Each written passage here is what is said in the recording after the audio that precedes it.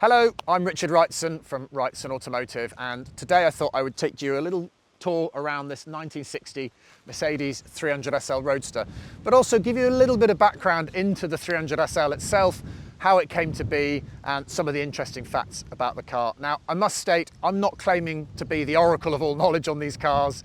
I like to think I know a little about a lot.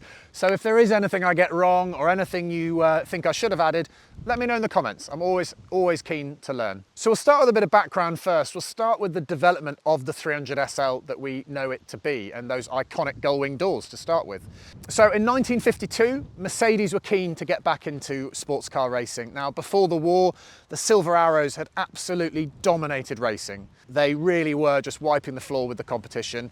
Obviously, after the war, the whole of Europe, but especially Germany, was really picking itself up. There was a lot of engineering talent. A lot of that had cut its teeth in the factories of building bombers and aircraft engine. There really was a lot of talent out there, and they really wanted to direct that into the new peacetime after the war.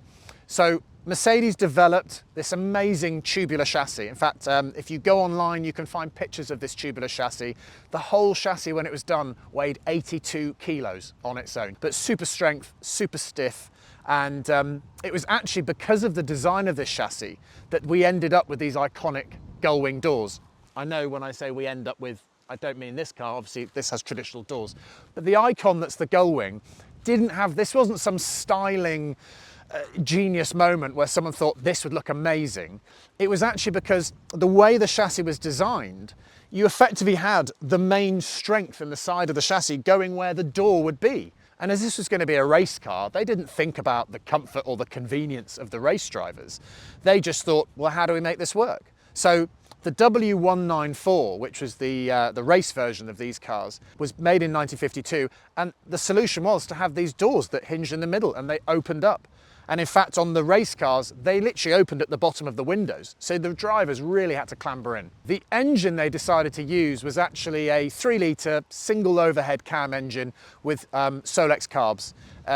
It was not the injection that we see in the production cars later on. But amazingly, this engine only put out 174 brake horsepower, which compared to the Ferraris and the Jaguars of the day was, to be honest, a little embarrassing.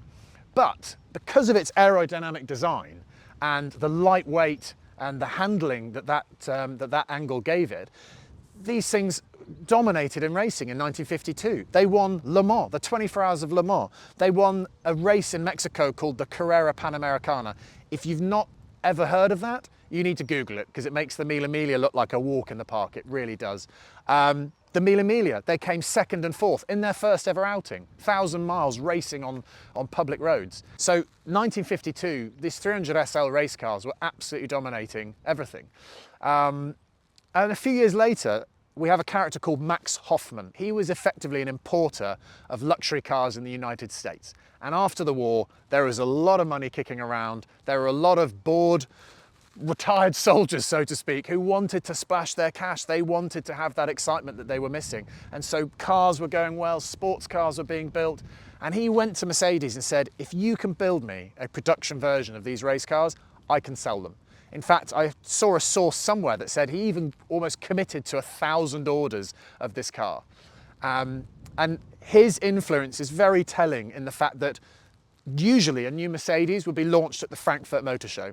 But in 1955, the 300 SL Gullwing was revealed to the world at the New York Motor Show. So, as we know, the 300 SL Gullwing, it's the icon. It's fabulous, it's incredible. They're beautiful, those iconic doors, they really are a very, very special car. There are some practicality issues.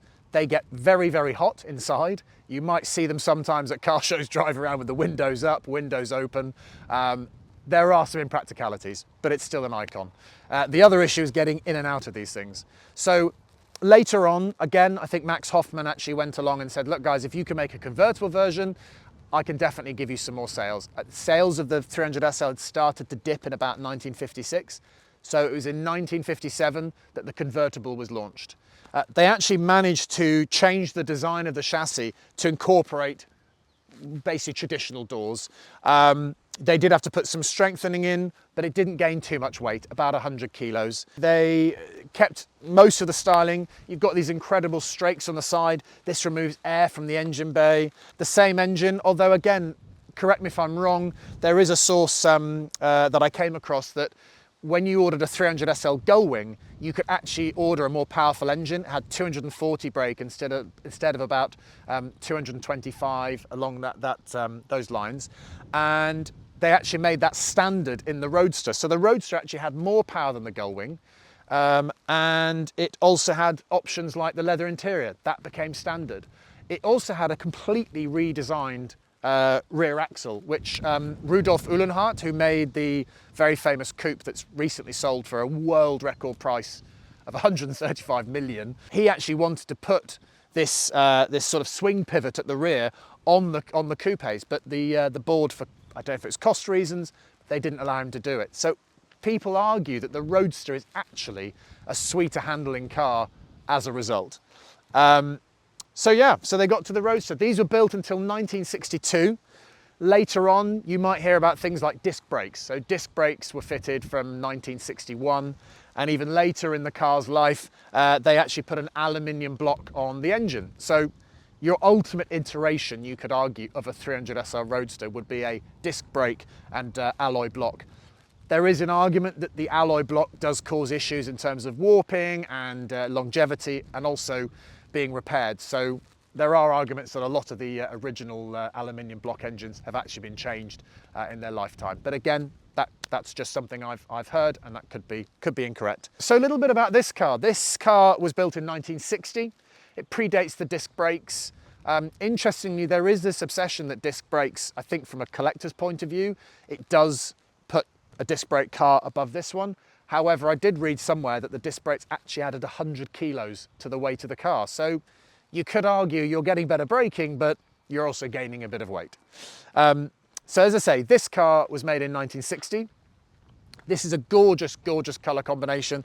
This is light green metallic. The interior is actually, I would call it cream, but the technical term is natural. This sadly isn't how it left the factory. It was originally ivory paint with a red interior. Now, I would argue that this is a more desirable color combination.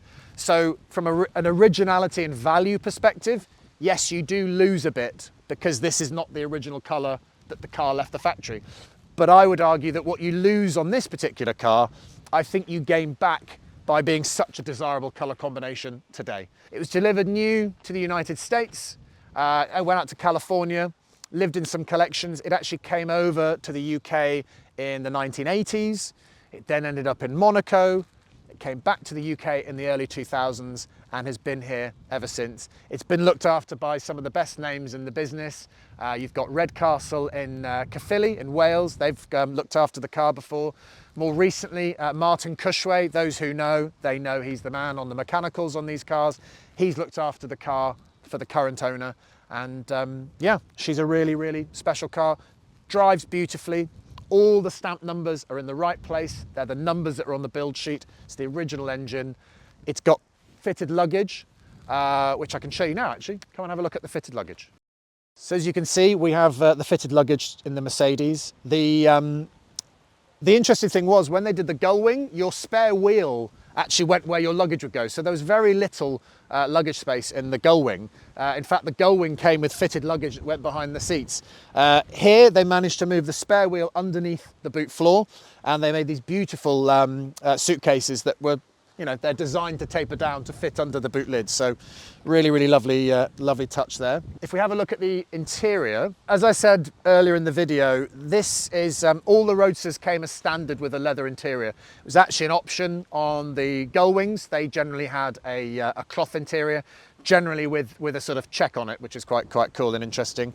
Otherwise, the interior features are the same. You've got wind-up windows, you've got all the lovely chromed gauges. There's lovely little points like this tiny bit of chrome in the middle. This is actually your indicators. Quite a nice touch, means you can keep your hands on the steering wheel. They don't self-cancel, sadly, but there we are. You can't have everything. The hood goes under here. It's actually a very, very simple operation. It's straight up, put the deck lid down, and it hooks onto here, and bolts down on here. So if you do get caught, which never happens in this country, obviously, if you do get caught in a rain shower, it's not a very big job at all, and one person could easily do it on their own. I'll tell you a little bit about the engine. Here we've got, this is the 3 litre. It's still a single overhead cam. It wasn't dual overhead cam as other manufacturers were going with. But this was their 3 litre engine, but they fitted this one, instead of carburetors, it was fitted with direct fuel injection. In fact, there were smaller production cars, but this is seen as really the first application to a proper passenger car with direct fuel injection. This was a real game changer in the industry. The power went from 175 to 240 brake horsepower. That's a big, big leap, especially in this era.